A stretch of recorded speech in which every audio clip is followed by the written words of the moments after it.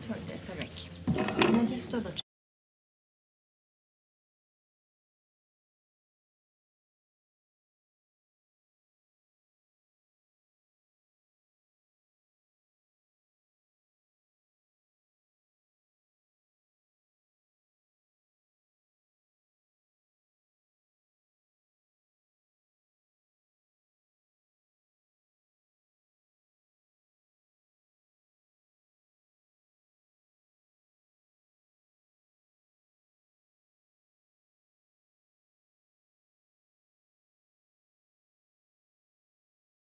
It's a great pleasure to open this seminar entitled Resilience, Peacebuilding and Preventing Violent Extremism, a complex systems perspective on sustaining peace, which also is a book launch, and the book has the same name as the seminar.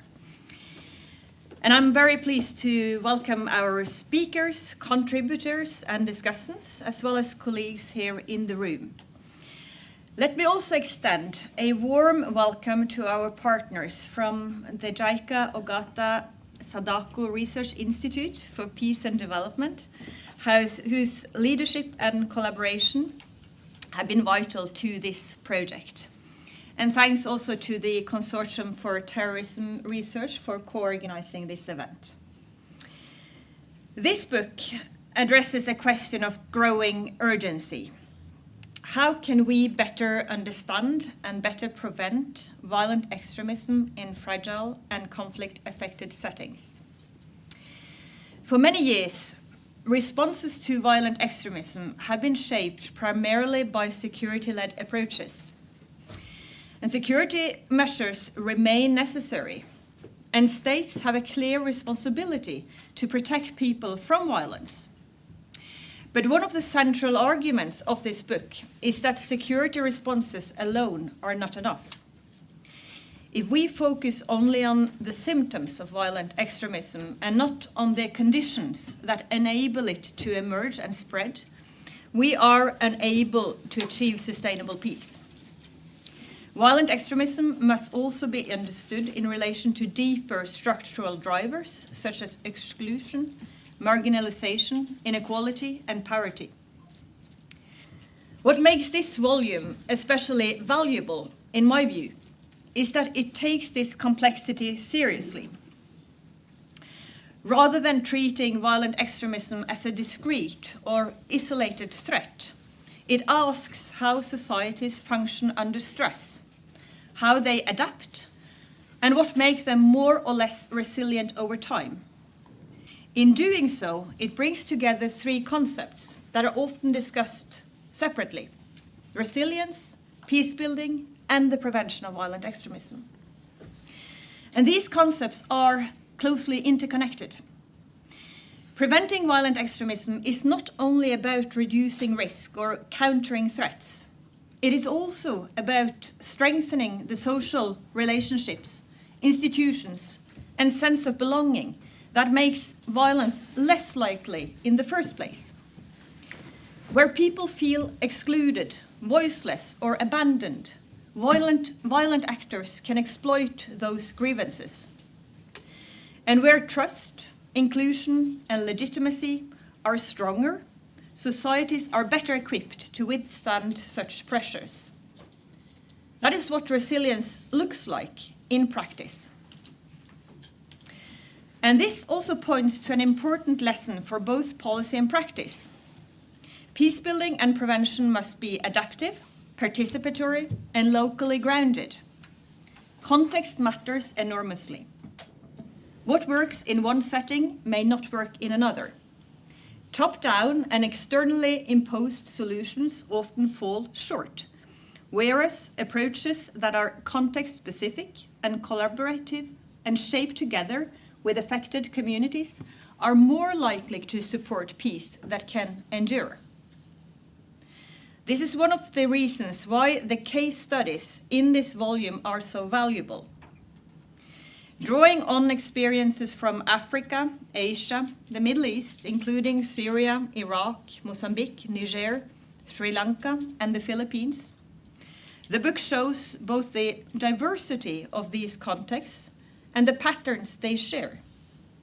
It reminds us that violent extremism is always context-specific, but also that there are broader lessons about the importance of long-term, holistic, and community-based approaches. At a time when many societies are experiencing rising insecurity, fragmentation, and distrust, this conversation that we will be having today is both timely and necessary. So with that, let me thank you all for being here once again. I look forward to listening to you and to the discussion. And I will now introduce to you research professor at NUPI, Cedric de Koning, please, who will moderate the rest of the day. Thanks. Thank you so much, Kari, and Aku, Rui, if I can ask you to join us here on the stage.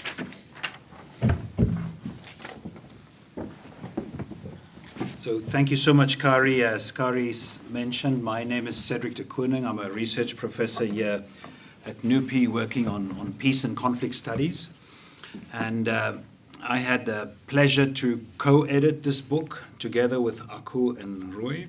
And thank you so much for your introduction, Kari, because not only are you a researcher that has also worked very much on this topic, especially in the Sahel and elsewhere, but Kari is also a contributor to the book, so we are very happy to have her in that role as well. The idea is that we will just say a few words about the book to introduce a bit of the book to you, and then we're also going to have two discussants who's going to give us some reflections, I think from two very interesting different perspectives on the book. So maybe let's start, let me turn to Dr. Akumoto, and maybe Aku, you could tell us a bit why JICA was interested in this project, why JICA thought it was important to focus on violent extremism, and how this book came about. Okay, so yeah, thank you very much, Cedric. And also at first I'd like to express my sincere appreciation to Dr. Osland, the director of NUPI, to kindly host this event. And also I'd like to extend my appreciation to the Consortium for Terrorism Research for co-hosting this event. And I thank all distinguished participants here for joining this event in person and also virtually, I understand. So my name is Ako Muto, and I am a specially appointed research fellow at the JICA Ogata Sadako Research Institute for Peace and Development. This research institute serves as the internal think tank of JICA. It's an abbreviation of Japan International Cooperation Agency. It's a bilateral agency for conducting official development assistance. So because of this characteristic of our research institute conducts policy-oriented research which develop with the issue which development country faces. So, as for the background of developing this research project is something like that. As Dr. Osland kindly already referred to the current situation of surrounding violent extremism, which mainly addressing violent extremism might have been mainly taken by what's so-called hard security approaches, but there may be a discussion that hard security approach may not be enough, like use of forces to suppress violence. But this kind of approach may be effective in the short run. But when it comes to long term, such continuously using forces may not be enough, because such approach may not be able to address the root causes of the violent extremism, which are lack of socioeconomic opportunities, or discrimination, or marginalization, or violation of human rights, or protracted and unresolved conflict. So in that, from that regard, the approaches based on resilience building, adaptive peace building, and social cohesion, such approach might be considered to be essential for preventing and countering violent extremism. And such approach, JICA, as a development cooperation agency, JICA put priority on those approaches. Therefore, if through this project we are able to demonstrate that such approach is effective in preventing and countering violent extremism, then it gives us the relevance of this research, and in addition, it may give a good additional value to JICA's cooperation effort. So in that way, we thought this research project was, of course, important and meaningful to us. In addition, maybe it might be important also for JICA's activity. That's the background of how we could come out of this idea and develop this research project.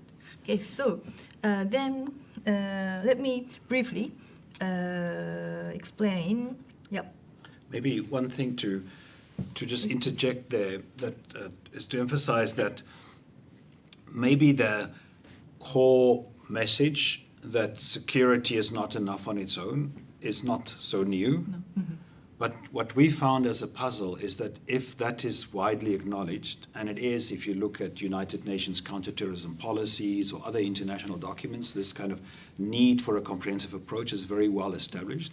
But what we found as an interesting puzzle is if that is so well known and well established, why is it that most actual counterterrorism, violent extremism, counter-violent extremism operations or initiatives are so security-driven, are so enemy-focused, right? So there's a gap between, let's say, acknowledged best practice or policy and very often the reality on the field.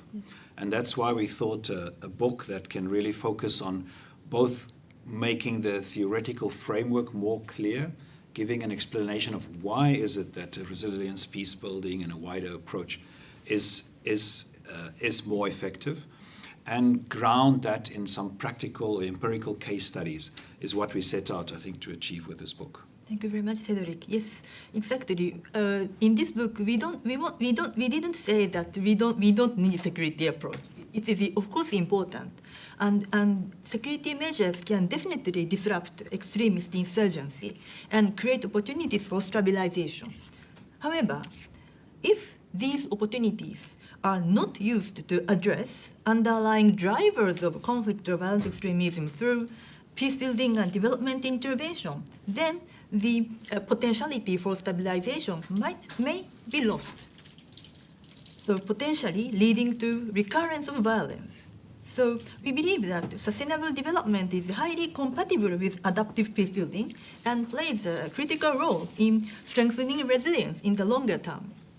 So allow me to briefly introduce about the chapters. Well, I feel a little humble to play this role because among the contributors, Dr. Osland is here, and Cedric is here, and also Professor Luis Saraiva. He's also a great contributor to the book. So, well, I'm a bit humble to play this role in front of you three. And in addition to those three distinguished participants, we have, this is the edited volume, so we have Dr. Iglesias, Dr. Berlingozzi, Dr. Abhamiraj, Dr. Taniguchi, and Dr. Krampe, who are a great contributor to this edited volume.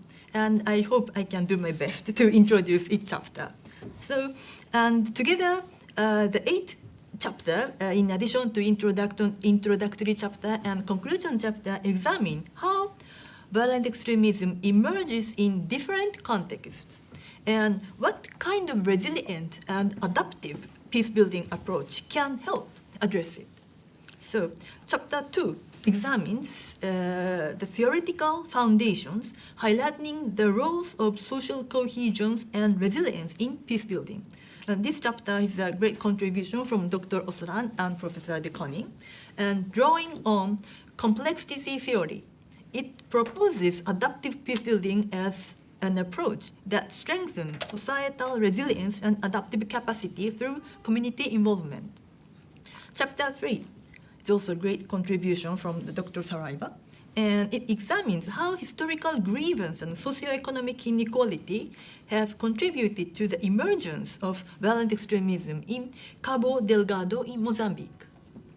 It argues that security-centric responses have been insufficient and calls for community-embedded preventive approaches. Chapter 4 is my humble contribution. It analyzes the responses to the rise and fall of ISIS within the context of the protracted and complex Syrian conflict. It argues for a comprehensive approach that integrates security operations, humanitarian assistance, peace building, and resilience building. Chapter 5 examines post-ISIS Iraq, focusing on the challenges of peace building and the importance of social cohesion and reconciliation. It highlights the need for community-led and inclusive efforts that integrate education, governance, equal opportunities, security, justice, and reconciliation. Chapter 6 examines community resilience to violent extremism, with particular attention to gender dynamics in Niger. It argues for grassroots, bottom-up approaches that prioritize socio-economic development and women's empowerment. Chapter 7 focuses on the multifaceted emotional impact of violent extremism on survivors in post-conflict Sri Lanka. It emphasizes the importance of emotional healing and psychosocial support as essential elements of sustainable peace and post-conflict recovery. Chapter 8 illustrates the case of Mindanao in the Philippines. It demonstrates how development agencies can contribute to prevent and counter violent extremism by identifying its drivers. Chapter 9 examines how the adverse impact of climate change can exacerbate existing vulnerabilities, erode social cohesion, and weaken community resilience.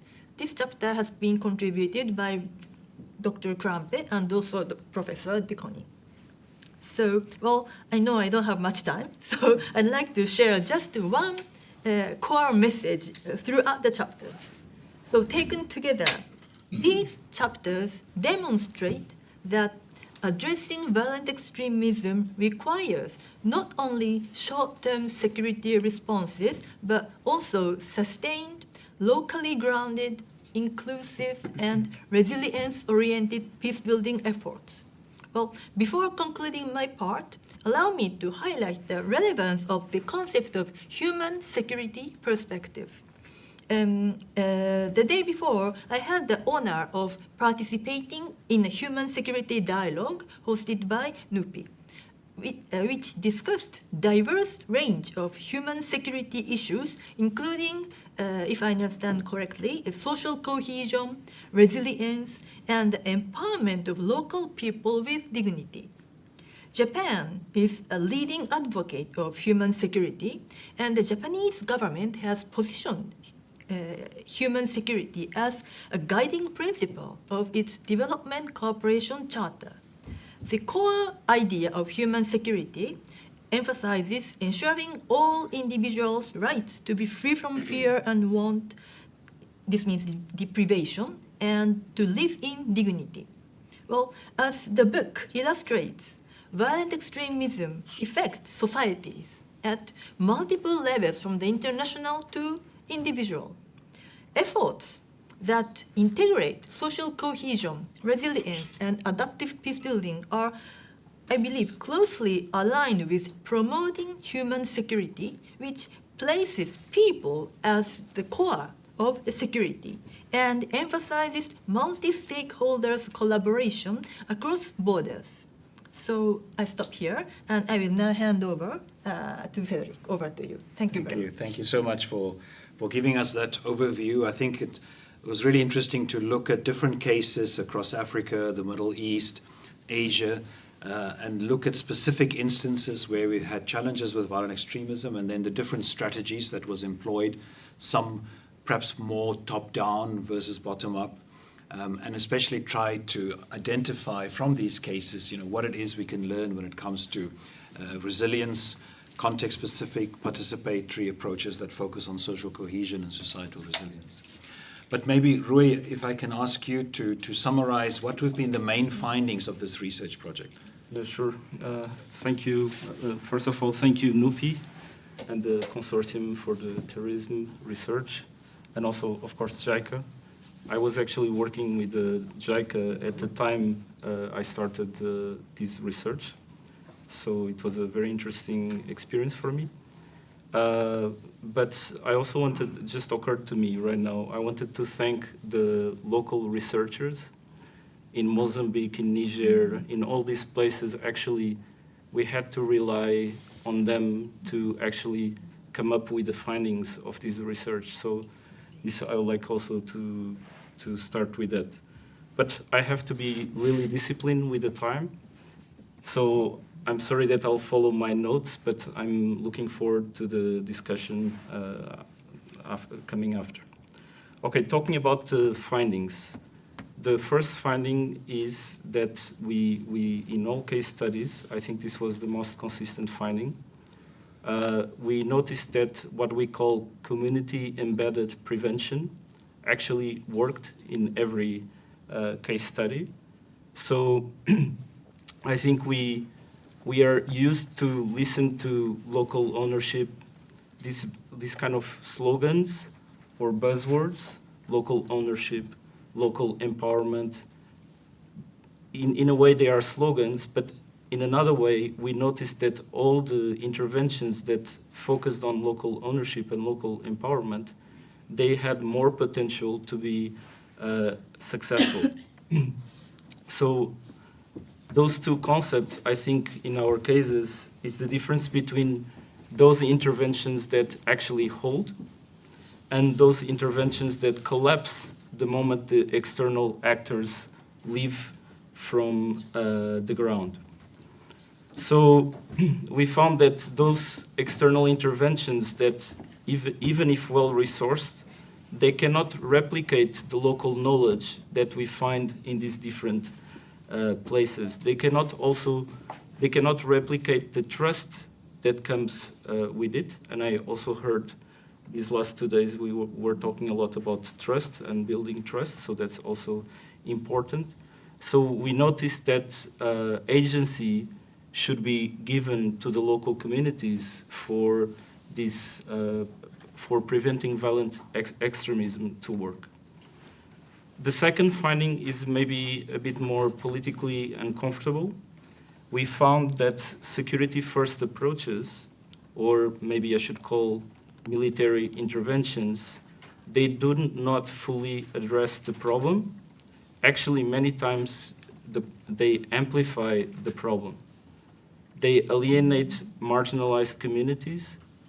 They hand extremists recruitment narrative, and therefore they grieve the grievances that extremist insurgencies feed on in the first place. So, but as Ako mentioned, we are not arguing against security operations, far from it, but security cannot stand alone. I think that's another finding. Then the third finding is that violent extremism does not exist in isolation. I think we cannot only study violent extremism or look at violent extremism. In every case study, there was one crisis layered on top of other crises. So we had like climate and environmental stress, and I think Cedric and Dr. Florian Krampe, they covered environmental peacebuilding in one of the chapters. And then we had like poverty and unemployment. We had gender inequality. We had weak governance. We had infectious diseases. And also, as I learned yesterday, we had bio-insecurity, or 2 days ago, in an event here in NUPI. And also we had human insecurity. So all these problems coming together in those places that we studied in the book.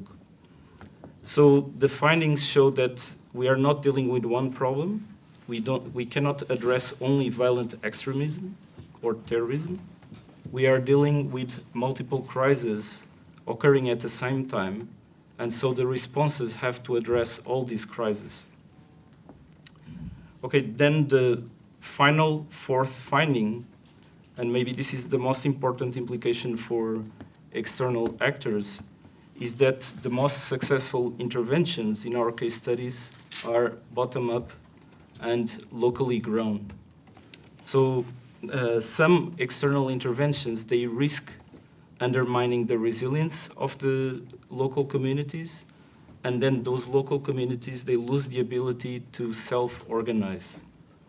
So we found that these external actors, they are most effective when they focus on supporting the local processes of prevention and peace building. If I still have time, I will look a bit more into some of the case studies. So I went to Mozambique, and this is the case that I covered. And in Mozambique, how did the government try to address the problem? First, they invited private military organizations to try to address the problem. Then they invited the Rwandan military. There was a SADC mission. And then the Mozambican armed forces were also assisted by the training given by the EU training mission. They tried to contain the insurgency in this way, but then is containment peace building? Is containment resilience? Are we building prevention with containment or stabilization? I don't think so. So because of that, violent extremism remains today in Cabo Delgado. But our research also pointed out to something more hopeful, and I think maybe more important. And again, I'll use my case study here. In Mozambique, when the state failed to provide the basic services and security, local communities, they did not wait.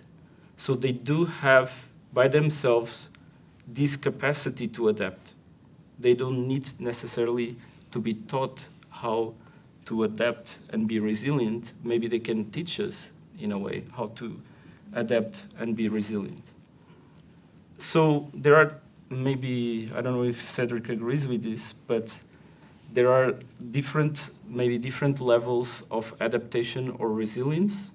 Some people, in order to adapt, they join or cooperate with the insurgency. That's part of maybe a negative adaptation or a negative form of resilience. But at the same time, what I saw is the fishermen in Cabo Delgado, the farmers, they organize themselves into cooperatives or other forms of organization. The local NGOs, not the international NGOs, local NGOs that are there for 30, 40 years, they worked with the local people. They worked with the local religious leaders to build some counter-narratives. They supported the local businesses because at the end of the day, people need jobs, not to be radicalized. And they empowered women and youth in the region, and that's maybe what I would call building positive resilience, not an adaptation, not a negative resilience or negative adaptation. Just to cover, maybe I'll skip this one, but we also noticed that the final piece of the picture that we see in the book is also systemic. When we looked at Niger and Syria, we saw that the state was absent in those affected areas.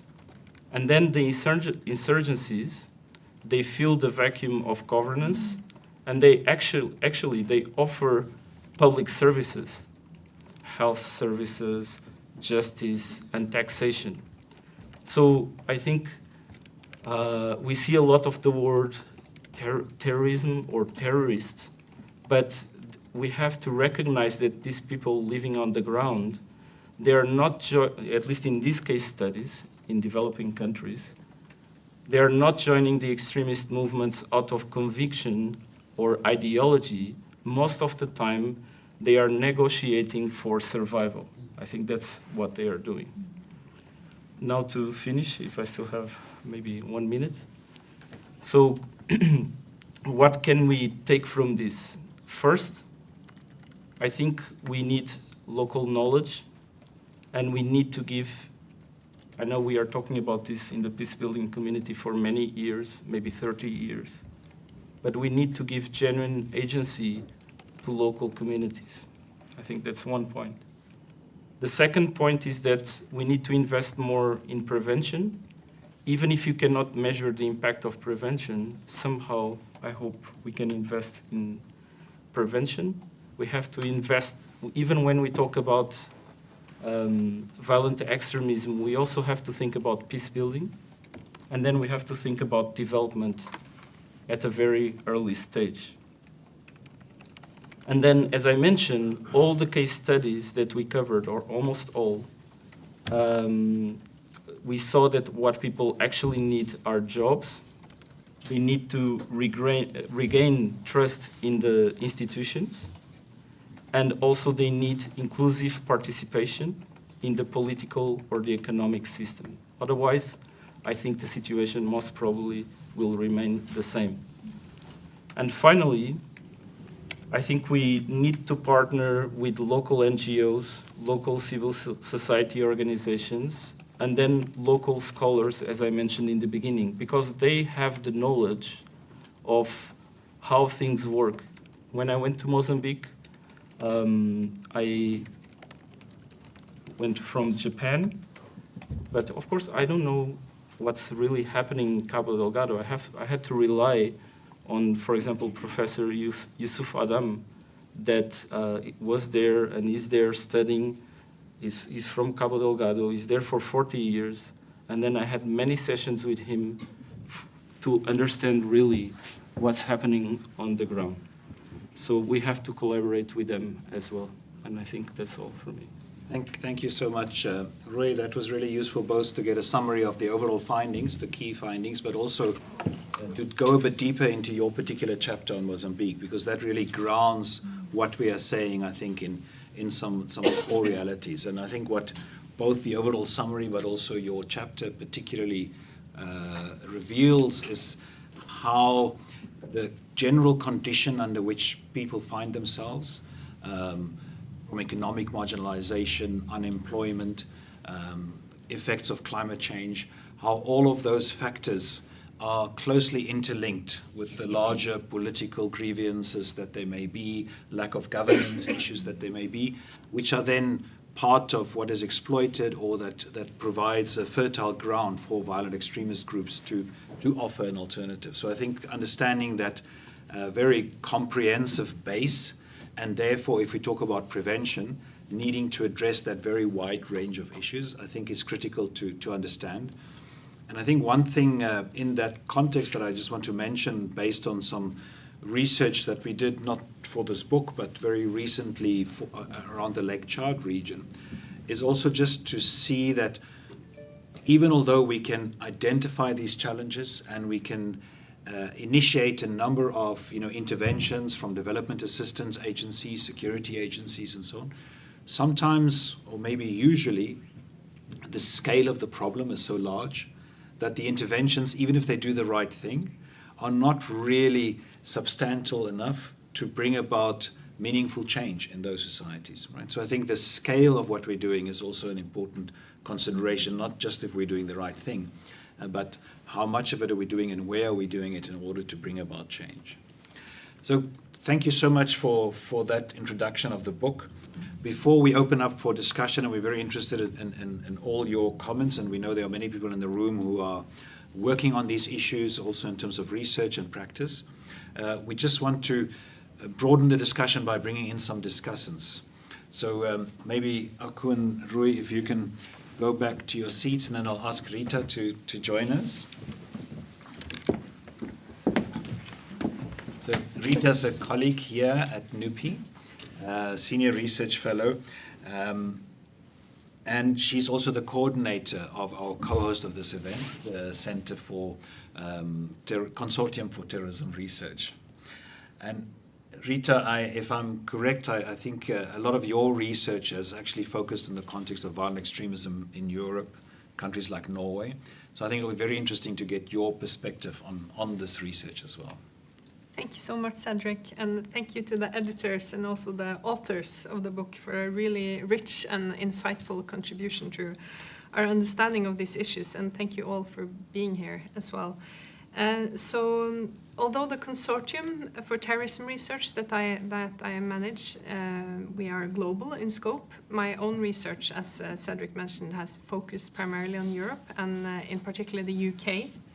So I will reflect very briefly on what on the possible implications of some of the issues raised in the book for other geographical regions, including the UK and possibly also Norway and beyond. So I have, I will particularly emphasize two themes, and then I have a question at the end. So the first theme is the tension between addressing, fighting, and preventing violent extremism through a comprehensive approach involving wide sectors of society and the risk of securitizing these domains that will be mobilized in that effort. So the book makes it very clear how good peace building and combating violent extremism requires holistic, comprehensive approaches that involve whole societies, and that this is because, and this is a quote from the introduction, violent extremism and insurgencies are symptoms of underlying causes such as social, political, and economic inequality, marginalization, and exclusion. I very much agree with this. So the book assumes and argues that through addressing these with a context-specific and adaptive peace-building approach, one can build resilience and social cohesion, and as such, prevent and combat violent extremism. So again, I very much agree with this, but there are also risks in the actual implementation of this approach. And drawing on my own research from the UK, when I've seen that through especially its counterterrorism prevention effort, a large range of societal domains have been enlisted for counterterrorism in ways that may have been effective, but that also have received criticism for seeming to prioritize, for example, health, educational, and social concern, primarily because this will be useful from a counterterrorism perspective. While one can certainly argue that these are domains that should be prioritized in their own right. So one possible challenge involved here is the hierarchy of legitimation of addressing these issues. And this is certainly not only of theoretical or discursive importance, it actually has clear implications of how decisions are being made in the field and who will take these decisions. So the book calls directly for an approach that does not put hard security first, and urges involving whole societies against violent extremism. And violent extremism, on the other hand, is something that one is interested in preventing and avoiding very much because it does threaten the hard security of societies and individuals through violence. So, yes, I would invite you to reflect on these possible tensions, the possible tensions involved here. So how to work for against violent extremism and peace building through a wide comprehensive approach, but maintain consideration of the hard security concerns that are actually at stake, but also at the same time avoiding securitizing the domains that are involved in this effort. So the second theme has to do with the point that was raised by Rui at the very end, and that is the role of ideology, both in driving violent extremism and in efforts to prevent it. And also here, I think there are implications for other geographical regions, and this has certainly been an issue of great interest to the UK public debate recently, where I think one has, to summarize, I will say a little bit more about it in a while, but to summarize, where one has increasingly acknowledged that a lot of individuals involved in this space are not really motivated by ideology. There's a lot of other concerns that could be drivers, and that the emphasis placed on ideology also, especially in prevention, may have been misguided, or at least the proportions have not been has not been as effective or really reflected what our knowledge base on the actual role of ideology. And I think that what was also mentioned earlier, that a similar kind of discrepancy between the established knowledge base that Cedric mentioned at the beginning, where the kind of the knowledge base points towards a more comprehensive approach, while the actual practice is kind of stuck in a different approach, an older approach. I think that one can see something similar in approaches to prevention, especially in the UK, but also beyond, where early efforts to prevent terrorism in the UK was very much focused on ideology and through prevention of radicalization, while research more and more has shown that not only does radicalization and ideological motivation play a lesser role than one has originally thought, but also that radicalization and ideology is not necessarily the best target for interventions in combating violent extremism and terrorism. So again, there are some tensions here, because clearly some ideological or ideologically adjacent motivational element is necessary for something to be defined as violent extremism. Otherwise, one would just say violence and not violent extremism. So also in different countries' terrorism legislation, some ideological, political, religious, racial motivation is necessary for something to be defined as terrorism. But at the same time, the centrality of ideology in driving involvement in violent extremism, and also the centrality of ideology in some of the policies and efforts that have been targeted to stop it, does not seem to correspond to the practices that are still being upheld in a number of countries. So I wonder if, again, if you would be interested in reflecting a bit on around this, the role of ideology, because I wonder if a similar argument, as I've been briefly outlining now, could be seen in the book. So not only against focusing narrowly on the hard security domain, but also against focusing too much on the cognitive, psychological, or motivational, ideological domain. So I think that the book certainly makes a strong case for focusing beyond the individual and onto communities, societies, even state structures, institutions, and that is definitely something that has relevance beyond the geographical regions that the book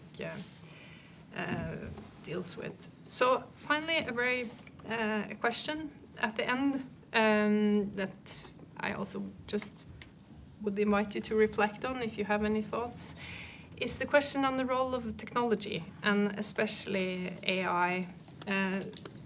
So towards the end, the book argues very convincingly for for peacebuilding, connecting communities, societies, and institutions to increase their resilience and robustness, an ability to share and process more information.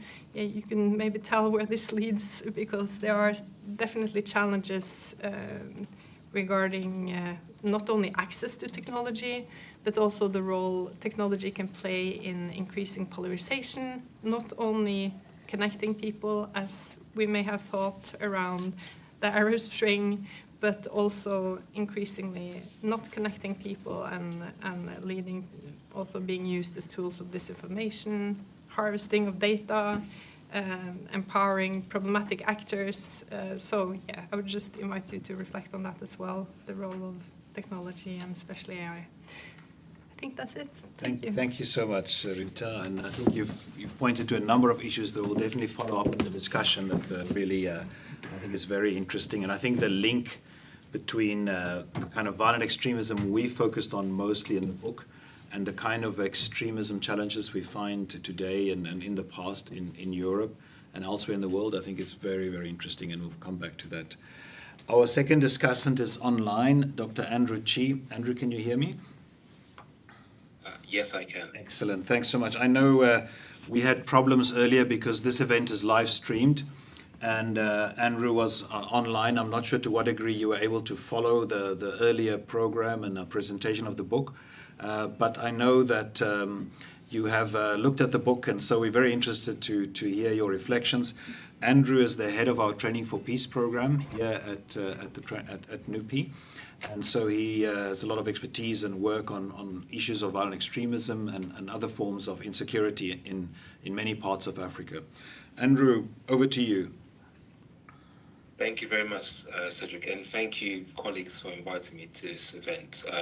Let me just start by saying that this book is timely but also welcomed, in particular because of the focus on more broadly around adaptive peace-building work, but also preventing violent extremism, and also what it means, particularly in today's context, when you think of the multi-faceted layers of complex situations that many communities face. And we have seen that particularly in the research that I do, but also with other colleagues at NUPI, particularly on projects that look at the Lake Chad Basin.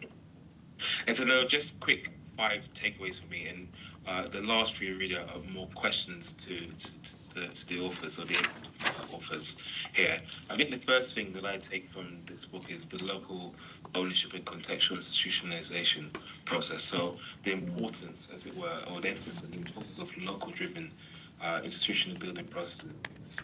And with that, what I mean by that is how we position local actors as primary agents rather than passive recipients of peace and the peace interventions that we're conducting on the ground.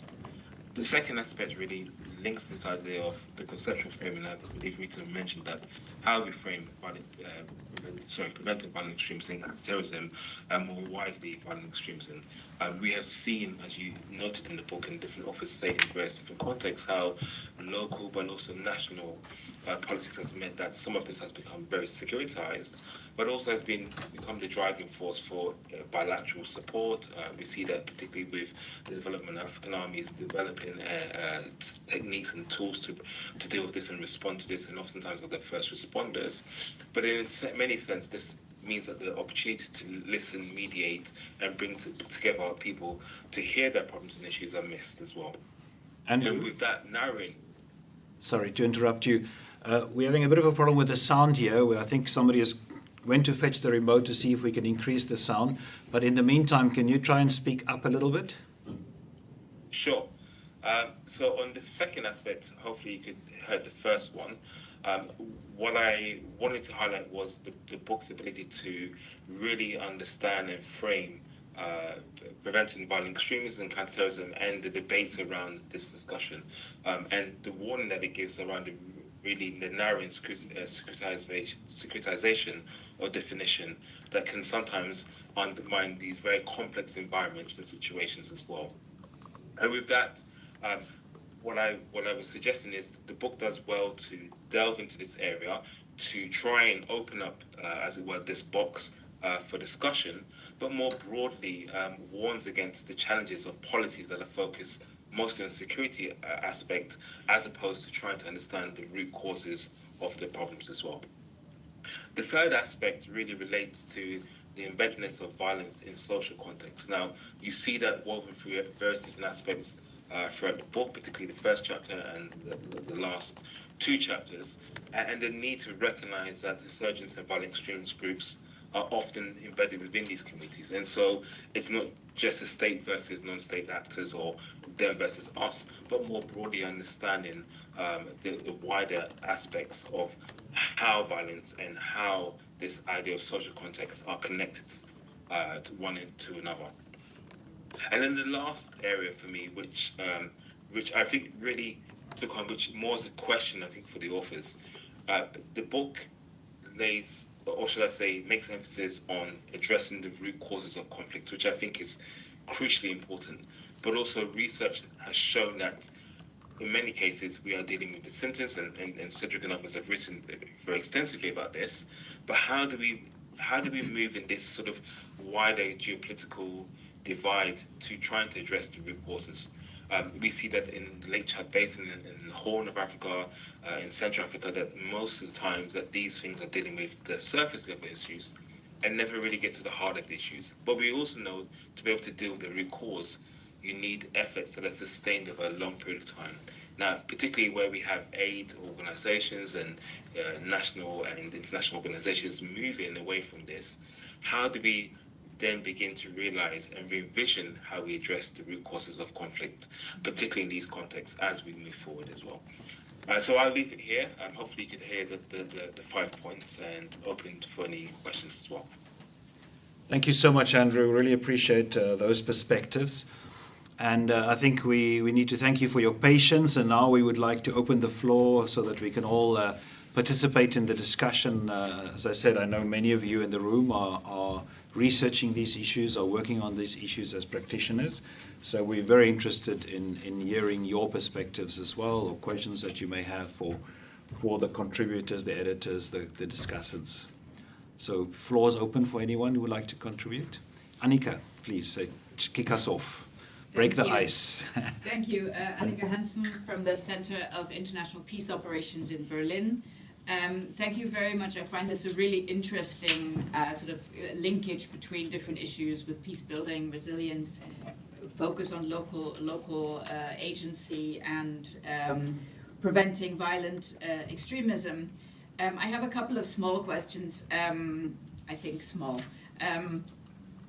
One question was sort of triggered by what Rio said about focusing on prevention. And it struck me that this book could have been called Countering Violent Extremism, but you called it Preventing Violent Extremism. And I'm just wondering how tools differ in maybe different phases, because probably the Mozambique case would be more countering rather than preventing, because there was already extremism, right? So just wondering how your findings change in perhaps different phases of levels of maybe existing extremism and grievances.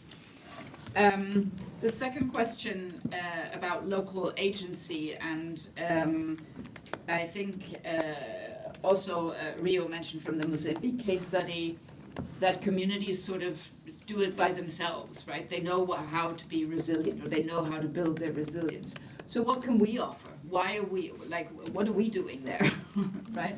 If they know how to do it better, what is our added value in these situations? And then finally, just out of, because we talked, it came up in different places, the question of narratives, and I was just wondering how in the different cases disinformation played in as a factor in the dynamics, in sort of building resilience, building peace, building sort of community and social cohesion. Thank you. Thank you so much, Annika. I think that's already adds to the list of very interesting issues we're going to discuss. I'm moving up here because I would like Aku and Rui and Rita, if you could take those 3 chairs, and when we come to discussion, we can continue the discussion from there. Arne? Yes. No? Please. Yeah. Yes, you should, please. Should you sit here? Yeah, no, Mike. Lisa, also introduce yourself. Sorry, Arne Dish. I'm working with a consultancy here called Scan Team. Spent 7 years in Mozambique. And what I'm missing is an analysis of the state and the deterioration of what the state has provided and why extremism grows. And back in '75, when Mozambique became independent, the Swiss were immediately up there in Cabo Delgado and the Moeda Plateau. They were doing good projects, mobilizing. It's not as if there haven't been all these kinds of interventions. What has happened basically is that the state has deteriorated. It has become there's been state capture. The transformation of the nature of the state has not been ad hoc. It has been captured by elites that have become increasingly corrupt. What happened in Cabo Delgado was first and foremost a result of the finding of oil and gas up there. And the local population had been promised things like employment, be able to participate in the development of the modern economy. Did not happen. And if you look at the history of the Frelimo party, it is one of, from a very progressive revolutionary movement in the 70s and 80s to becoming increasingly a corrupt, state-captured, elitist project.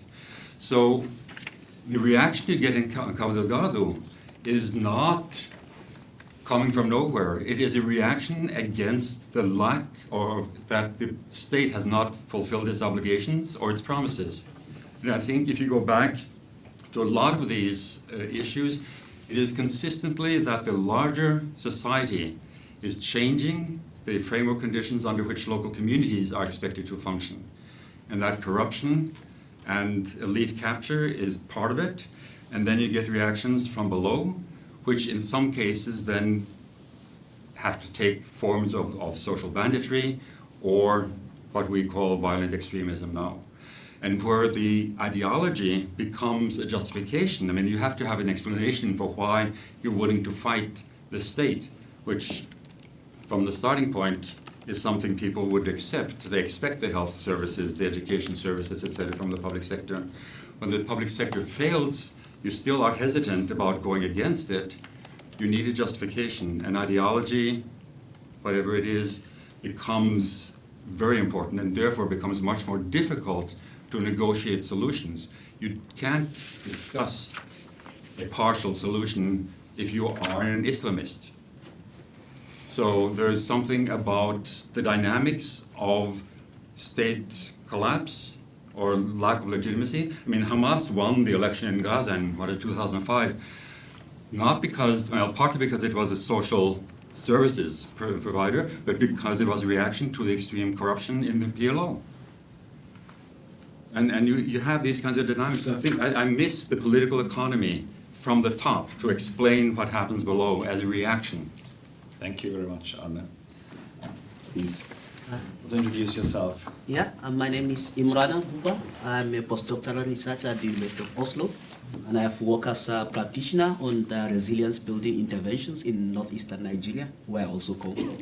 And becoming a researcher now, then I become a little bit more critical of the approach that we used before. And one thing I think you mentioned also that I found this contradiction. So you mentioned about survival, how people tend to negotiate with armed actors, not necessarily because they believe in the ideology. And this is something I found increasingly in my research when I talk to people that comply with Boko Haram and many other armed actors. But then on the other side, we have many INGOs in Maiduguri and other northeastern Nigeria doing a lot of these community interventions to reduce the appeal of violent extremism. But in the first place, people don't necessarily believe in the ideology. People form militias to fight Boko Haram. So there is even no reason people actually have this broader support. So I would like maybe the discussion to see where do you see this link, whether people really believe in the ideology and the relevance of such kind of resilience interventions, and where there is no need, people maybe don't even care about the ideology in the first place. Thank you. Thank you very much. Anyone else at this stage before I turn to the panel?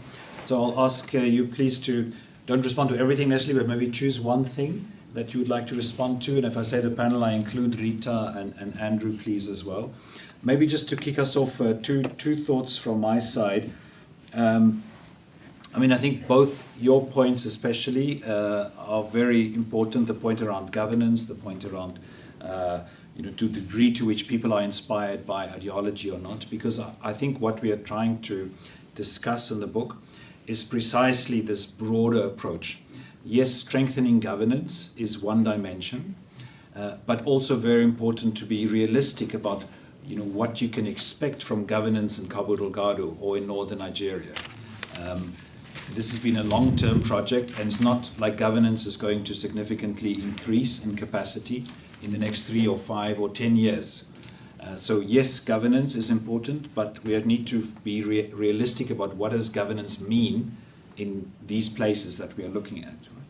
And then I think on the point of ideology, as you say, there are some people who are ideologically or religiously motivated, and we have to deal with that. And there are programs around re-radicalization, de-radicalization, as you mentioned as well. But we also need to address the larger reasons why people are,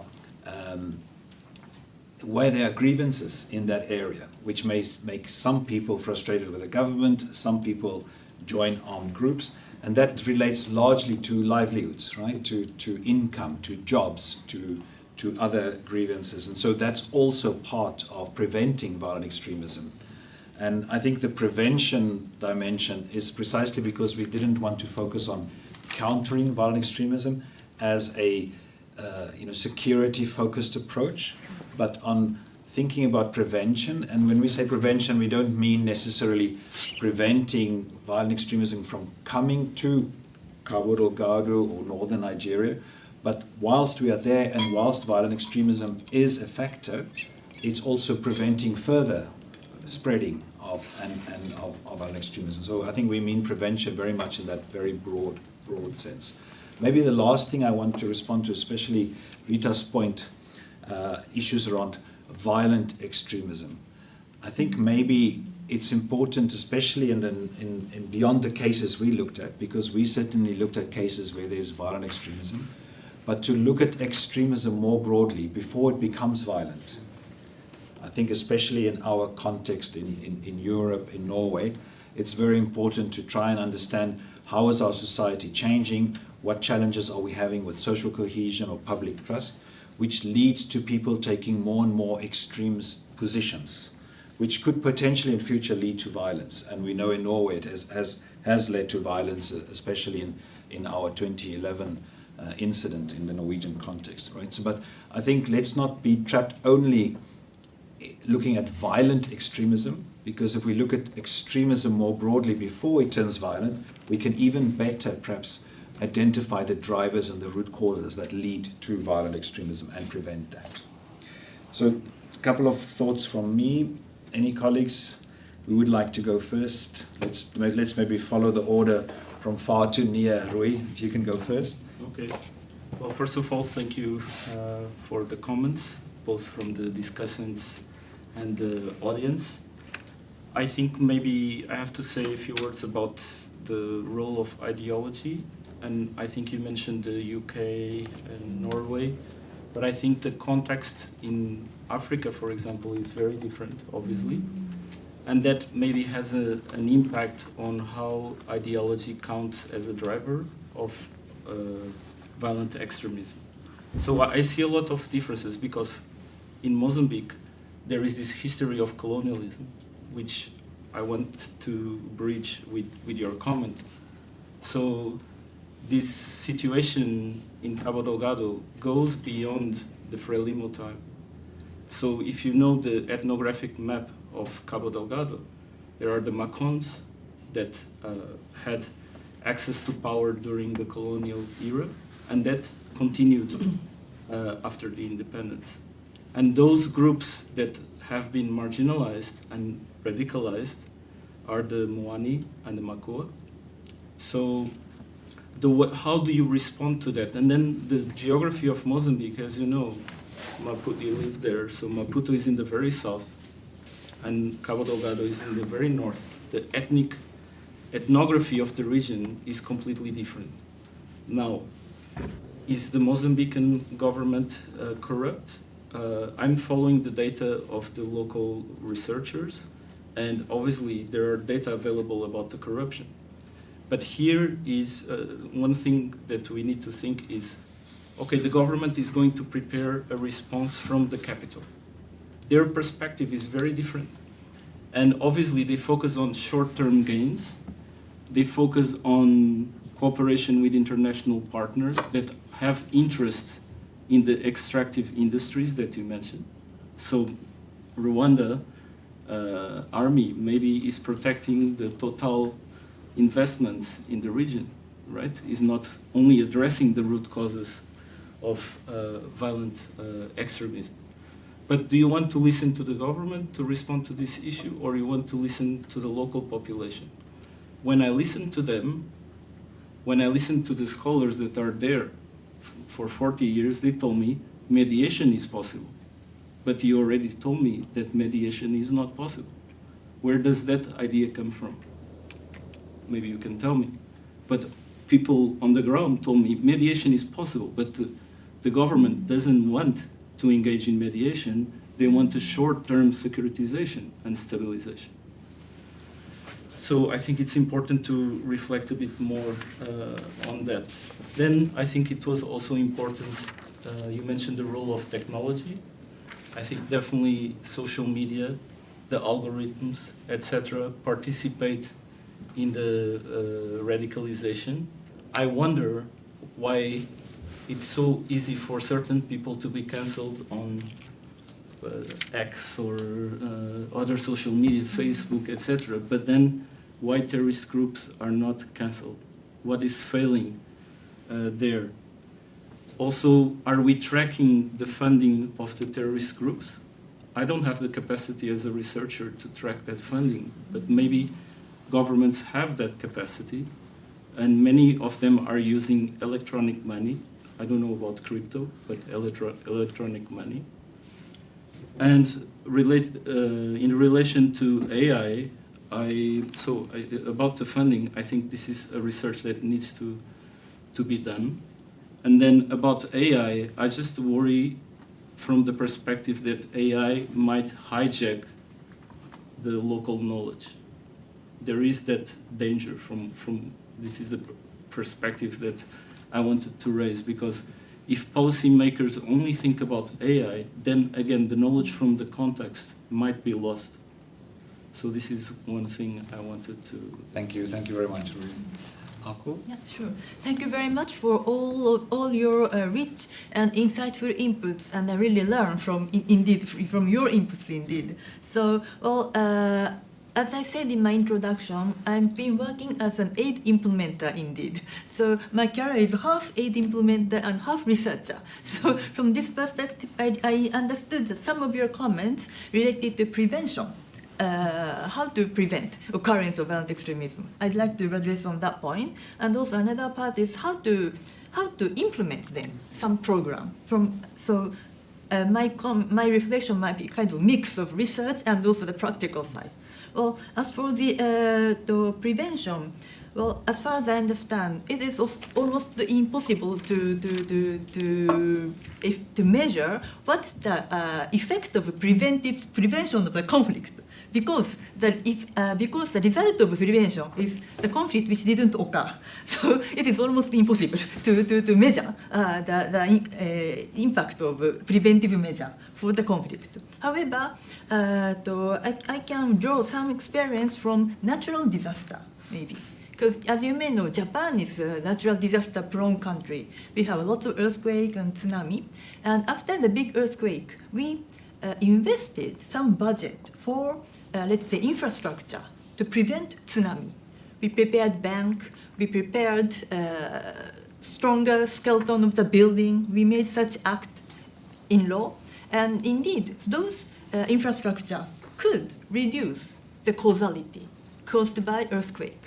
So this is, in natural disaster case, we could measure the impact of preventive method.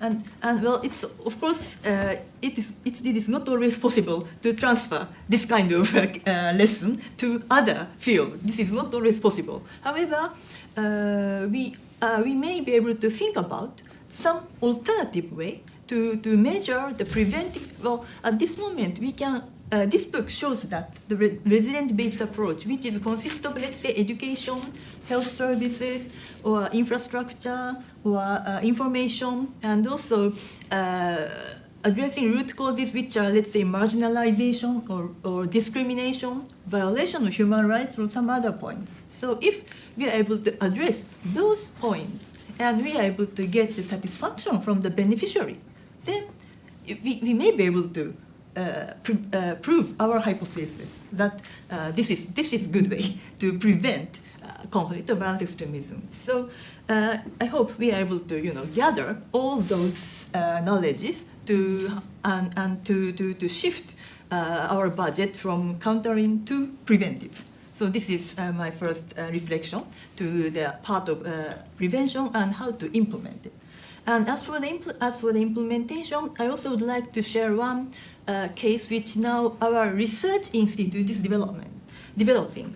I've already shared this part in yesterday and the day before the seminar, but this is about the indicators.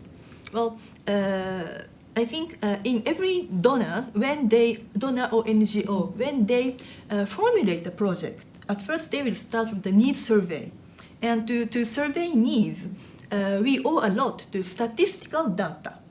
And that statistical data is taken in some cases by donors, but in some cases the local government has the function to collect data and collect information from the community.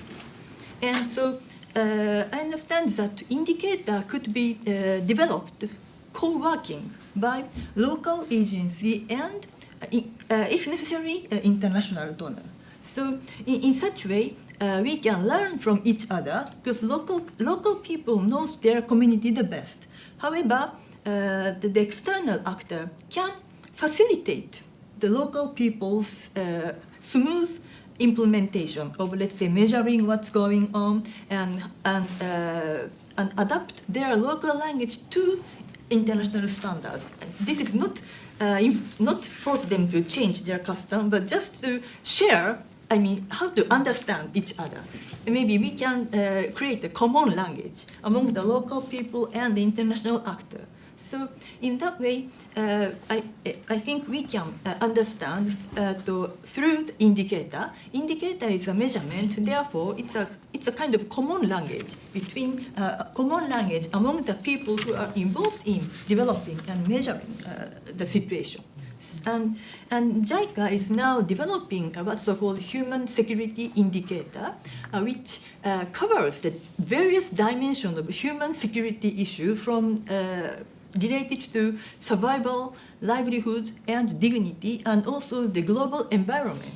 We selected existing indicator, which we think consisting a human security issue, and in that, and we will show it in a dashboard style. This might be one potential example to grasp what's going on in that country. And if we are able to collect the data in subnational level, we may be able to know the situation in subnational level. So, through that approach, we may be able to know what's going on in that area or in that country. And I understand that will be the first step to understand what's going on. And this will be also the initial step to build resilience and social cohesion. Thank you. Thank you so much, Aku. I'm going to turn to Andrew next and then to Rita. I just want to respond maybe on one idea when it comes to prevention and building on what Rui also said. I think in our European context, for instance, we know now that it's probably already underway, but we're going to see significant increase in funding from US ideological sources to try and influence our societies here in Europe. To lobby and promote views against equality, against tolerance, etc. Right? And so I think we need to really look at our legislation around foreign funding of political parties and cultural organizations in Europe to see to what degree we can prevent that, because I think it has been quite effective as a prevention tool when it comes to terrorism, at least in the past. And of course, then that also very much relates to the technology issue, mis and disinformation on social media and so on. Again, I think it's if we put our mind to it, it's not impossible to put in place legislation and other forms of regulation over social media to make sure we don't use social media cannot be used as a platform to promote discrimination, hate speech, etc. Okay, over to Andrew. He said he can't hear anything. Okay. Andrew, sorry to hear that, to see that you're not able to hear us. So then let me go to Rita. Yes, thank you. And thank you again for a very interesting and useful to my own research event. It's brought up a lot of thoughts and also thoughts between possible connections between these geographic areas and the areas that I've been focusing on. And just a final comment on the issue of ideology. I think that I definitely agree that these are very different contexts and that there are different histories and different demographics, different legacies in different ways, socioeconomic conditions, technological profiles.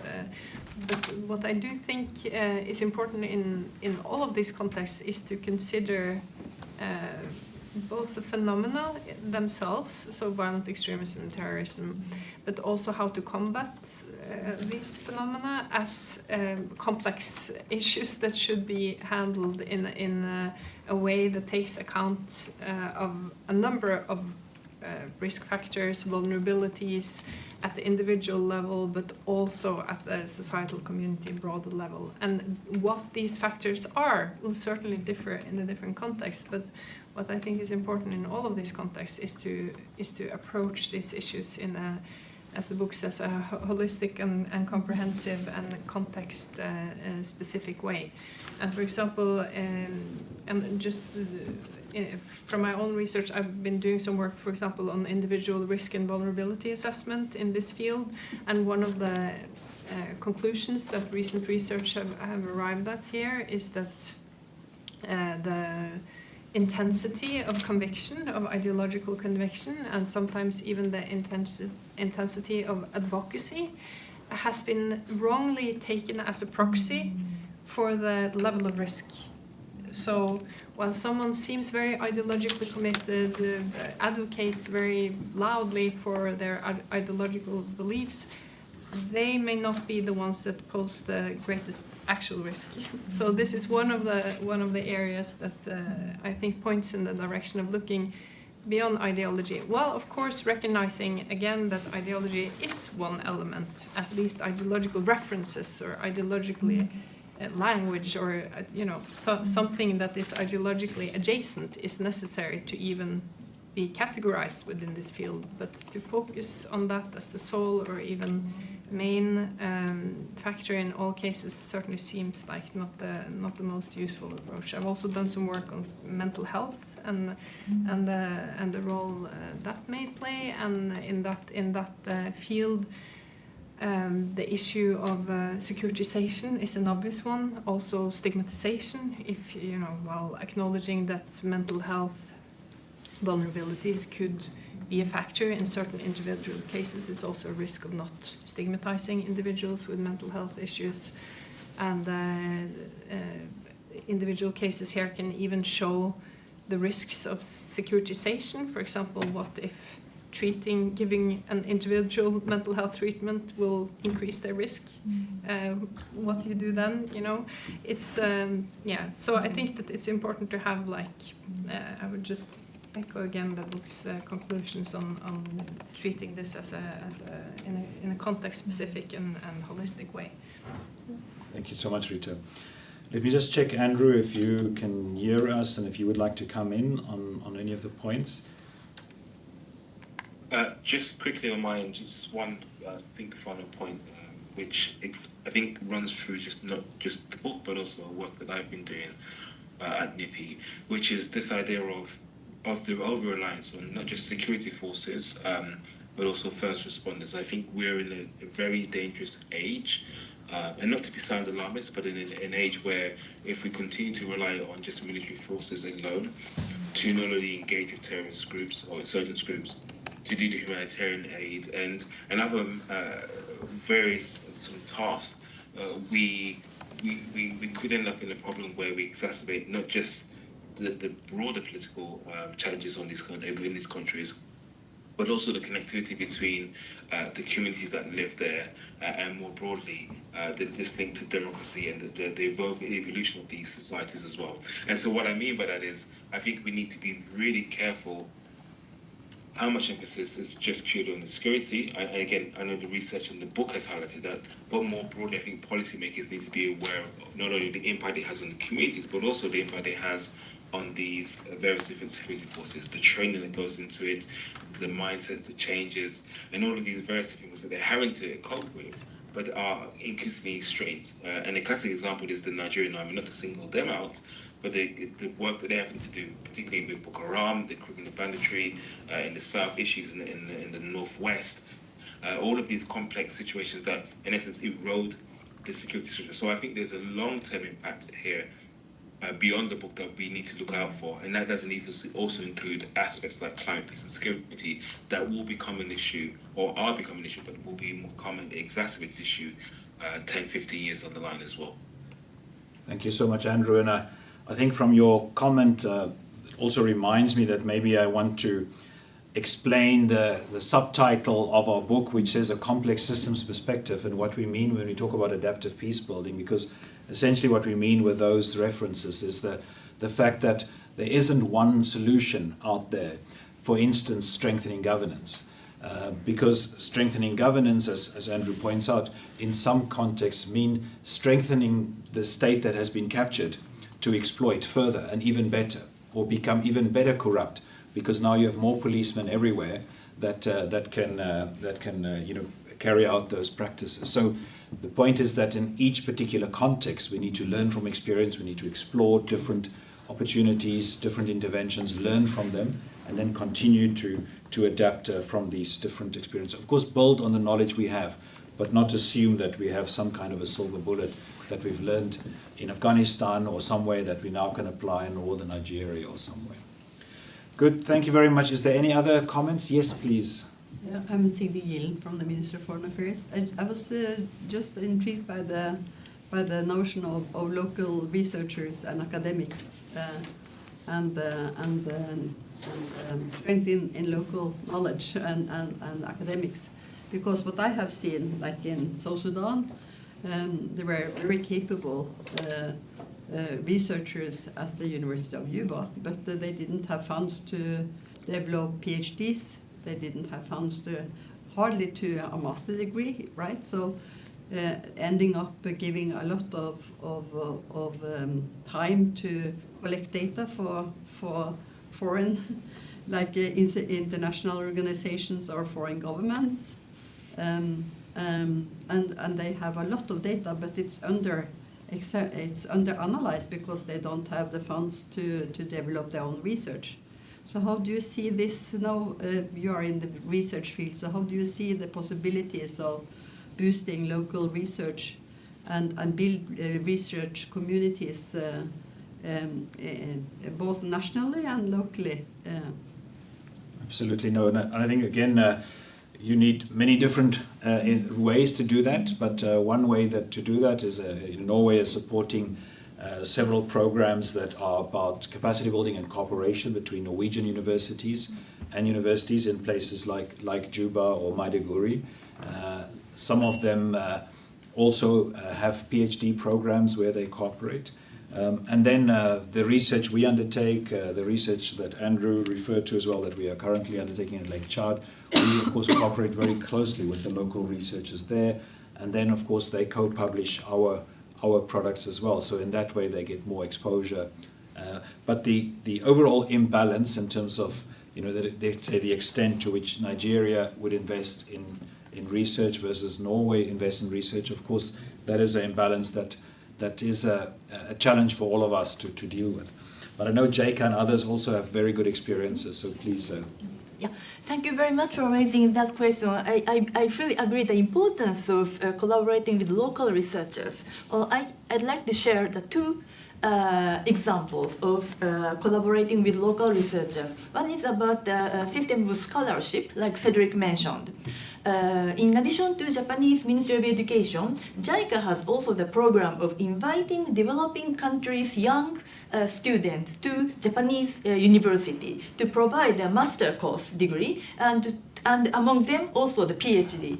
So, well, I'm now teaching in addition to my assignment in JICA, I'm now teaching in Rikyo University in Japan. And there, I'm teaching to JICA's scholarship students, and it includes one student from Nigeria. And also, I taught a student from Uganda, and now another student is from Tanzania, and all of them are funded by JICA. So this is one way to explore the potential, to find the potential future excellent scholar from Africa. And of course, not only from Africa, we are now receiving students from Ukraine as well, and also Myanmar and other countries. So in this way, it will take many time, but we hope we are able to engage with the future potential excellent scholars. This is one way, scholarship. Another way is that this is activity of our research institute. We have conducted some research projects in human security.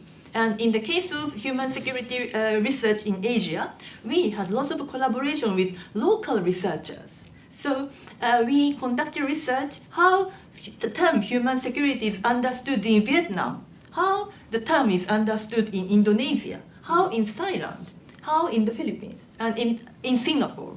And to conduct this research, we recruited the research collaborator who are PhD scholar and based in their country.